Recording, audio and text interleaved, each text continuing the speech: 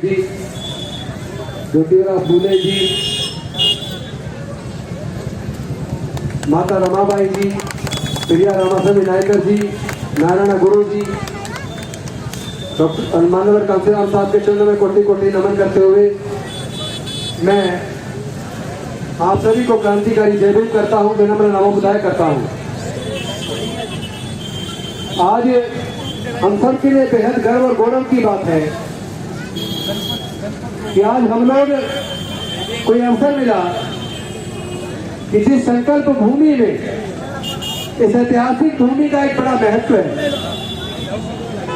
ये वो ऐतिहासिक भूमि है जिसने बड़ौदा को एक समय कलंकित भी किया था। जब डॉक्टर बाबा साहेब अम्बेडकर जी का पूरा सामान बाहर फेंक दिया और उनको बड़ौदा छोड़कर जाने के लिए मजबूर कर दिया, तो इसी संकल्प भूमि में बैठकर डॉक्टर बाबा साहब अम्बेडकर काफी फूट फूट कर रोए थे। लेकिन इसी संकल्प भूमि में उन्होंने उस दिन संकल्प किया था। भीम आर्मी के राष्ट्रीय अध्यक्ष भाई विनय रतन जी आए हैं, मेरा निवेदन है ऊपर आ जाए। हमारे साथी, हमारे भाई हैं, आंदोलन के हमारे साथी सिपाही हैं, तो हमारे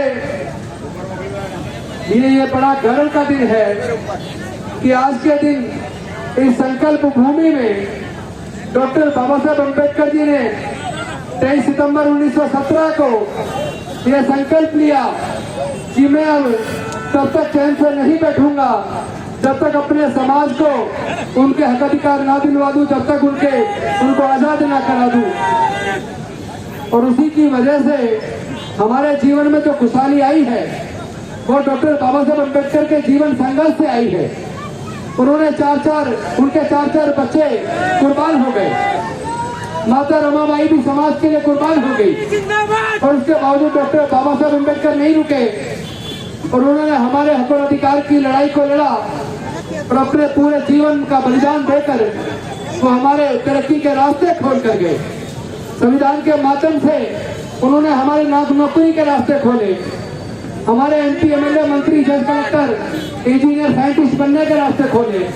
तो जो भी कुछ हो पाया वो केवल डॉक्टर बाबा साहब अम्बेडकर जी की कुर्बानी की वजह से हुआ है। तो आज संकल्प भूमि पर हमें भी संकल्प लेना होगा, क्योंकि सरकारों ने ऐसा षड्यंत्र रचा कि धीरे धीरे देश के जितने भी उपक्रम थे सरकार के, चाहे वो इंडियन रेलवेज हो, चाहे वो इंडियन बैंकिंग हो, चाहे इंश्योरेंस कंपनियां हो, ITDC के होटल हो, बाल्को हो, नाल्को हो या गैस कंपनी हो, पेट्रोलियम कंपनियां हो, सारी कंपनियां बेच दी। और जो भारत सरकार का उपक्रम बिक गया, वही रिजर्वेशन खत्म, वही हमारे लोगों के आगे बढ़ने के रास्ते खत्म। तो एक तरफ इन्होंने हमारे नौकरी के रास्ते बंद कर दिए और दूसरी तरफ पिछले 15 से 20 सालों में 1.5 लाख से ज्यादा सरकारी स्कूल बंद कर दिए। मैं पूछना चाहता हूँ कि हमारी जनसंख्या कम हो गई है? जनसंख्या तो कम नहीं हुई, जनसंख्या बढ़ रही है। तो जब जनसंख्या बढ़ रही है तो स्कूल तो ज्यादा खुलने चाहिए थे, लेकिन ज्यादा स्कूल खुलने की बजाय पिछले 15 से 20 सालों में 1.5 लाख से ज्यादा सरकारी स्कूल बंद हो गए। ये सब क्यों हो रहा है? ये रिजर्वेशन खत्म क्यों हो रहा है? ये सरकारी स्कूल बंद क्यों हो रहा है? और प्राइवेट एजुकेशन को बढ़ावा क्यों दिया जा रहा है? और प्राइवेट एजुकेशन इतनी महंगी है कि हमारे लोग उसका खर्चा भी नहीं उठा सकते। ये सब इसलिए हुआ है, इनको एक तकलीफ हो गई। जो लोग हजारों साल से इनके गुलाम थे, जो 16-16 घंटे काम करते थे, काम के बदले में पैसे नहीं मांगते थे, जिनका कितना ही शोषण कर दो कभी जुल्म के खिलाफ आवाज नहीं उठाते थे, उनके पास बोलने की ताकत कहां से आ गई? आज वो काम के बदले में न्यूनतम मजदूरी क्यों मांगते हैं? आज वो जुल्म के खिलाफ मुकदमा क्यों दर्ज कराते हैं? इसके बारे में जब उन्होंने चिंतन किया तो उनको समझ आया कि ये जो डॉक्टर बाबा साहब अम्बेडकर जी ने इनके हजारों साल के जो पढ़ने के रास्ते बंद थे, इनके पढ़ाई लिखाई के रास्ते खोल दिए, इनके ज्ञान के रास्ते खोल दिए और सरकारी नौकरियों में रिजर्वेशन देकर जज, engineer, doctor, collector, scientist, professor बनने का इनका रास्ता खोल दिया, MP MLA और मंत्री बनने का रास्ता खोल दिया। इससे क्या हुआ? इनके घर में थोड़ा सा पैसा आया है, इसकी वजह से पढ़ने की वजह से ज्ञान आया है और ज्ञान और पैसे की वजह से बोलने की ताकत आई है।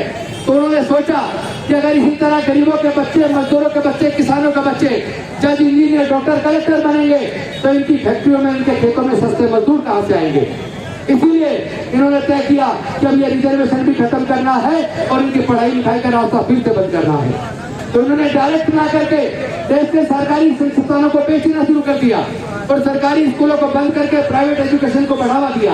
और प्राइवेट एजुकेशन इतनी महंगी है कि एक बच्चे की फीस का खर्चा, किताबों का खर्चा, वर्दी का खर्चा, ट्यूशन का खर्चा, ट्रांसपोर्ट का खर्चा, अगर ये सारे खर्चे जोड़ लिए जाए तो केवल एक बच्चे को मध्यम दर्जे के पब्लिक स्कूल में पढ़ाने के लिए 8 से 10 हजार रुपया चाहिए। हर परिवार में कम से कम 2 बच्चे हैं, इसका मतलब 2 बच्चों को पढ़ाने के लिए एक परिवार को कम से कम 15 से 20 हजार रुपया चाहिए। और हमारे दलित, पिछड़े, आदिवासी, मजदूर, किसानों के बच्चे 99% ऐसे हैं जिनके पूरे परिवार की इनकम अगर जोड़ दी जाए तो 10 हजार से 15-20 हजार रुपए के बीच है। इसका मतलब 2 बच्चों की पढ़ाने का 15 से 30 हजार रुपए का खर्चा हम लोग नहीं उठा सकते। हमारे बच्चे मजबूरी में सरकारी स्कूलों में पढ़ेंगे और इन्होंने जानबूझ के सरकारी स्कूलों के स्तर को इतना कमजोर कर दिया। वहाँ पे टीचर भर्ती नहीं करते। जिस स्कूल में 100 टीचर चाहिए उसके अंदर 20-30 टीचर है। क्या 25-30 टीचर 100 टीचरों की जिम्मेदारी को निभा सकते हैं? नहीं निभा सकते ना। तो इन्होंने संकल्प किया कि हमारे लोगों की नौकरियां भी छीन लेंगे और हमारे लोगों से शिक्षा भी छीन लेंगे ताकि हमारे लोग जल्दी से जल्दी तुम्हारा मजदूर बन जाए। क्योंकि नौकरी नहीं मिलेगी, पढ़ाई नहीं मिलेगी तो केवल मजदूर ही बनेंगे और जब मजदूर बनेंगे तो फिर गुलाम बन जाएंगे। इसका मतलब जो कुर्बानी डॉक्टर बाबा साहब अम्बेडकर जी ने दी थी, जो उन्होंने 23 सितंबर 1917 को यहाँ से संकल्प लेकर जो हम लोग को आजादी दिलाई थी, वो आजादी हमारे बच्चों की खतरे में है। आने वाले 15 से 20 साल में मुझे लगता है हमारा समाज दोबारा गुलाम बन जाएगा। क्या हमें अपने बच्चों को गुलाम देखना है? क्या हम लोगों की कोई जिम्मेदारी नहीं है? क्या डॉक्टर बाबा साहब अम्बेडकर जी ने अपने 4 बच्चे इसलिए कमाए? क्या उन्होंने अपना पूरा जीवन संघर्ष करके इसलिए आजादी दिलाई कि हम लोग पढ़ लिख कर नौकरी में लग जाएंगे और अपने परिवार तक सीमित रह जाएंगे? नहीं, ये लड़ाई हमें लड़नी पड़ेगी।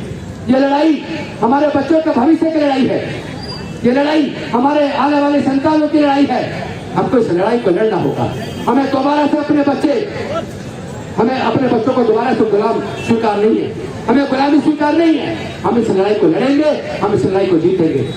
तो क्या आप सब लोग खाना खा रहे हैं, इधर खाने में मगन है, इसलिए मैं अपनी वाणी को यही विराम देता हूँ। और आप लोगों ने मुझे इतने ध्यान से सुना, मैं आपका आभार व्यक्त करता हूँ। बहुत बहुत धन्यवाद। जय हिंद, जय भारत। लेकिन एक बात ध्यान रखना, जाते जाते एक बात कह देना चाहता हूँ, सबसे बड़ी बीमारी क्या है हमारे साथ? उत्पीड़न किस लिए है? जाति की वजह से है ना। तो जब तक जाति रहेगी, जब तक जातिगत उत्पीड़न रहेगा, हम लोग अलग अलग जातियों में बटे हैं।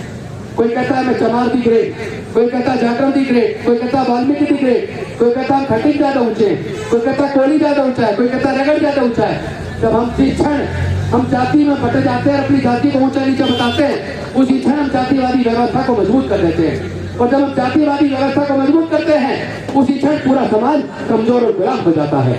अब हमें जातियों को तोड़ना है, समाज को जोड़ना है और व्यक्तियों को मजबूत नहीं करना, बाबा साहेब की विचारधारा को मजबूत करना है। व्यक्तियों से नहीं जुड़ना, बाबा साहेब की विचारधारा से जुड़ना है। जाति छोड़ो, समाज जोड़ो।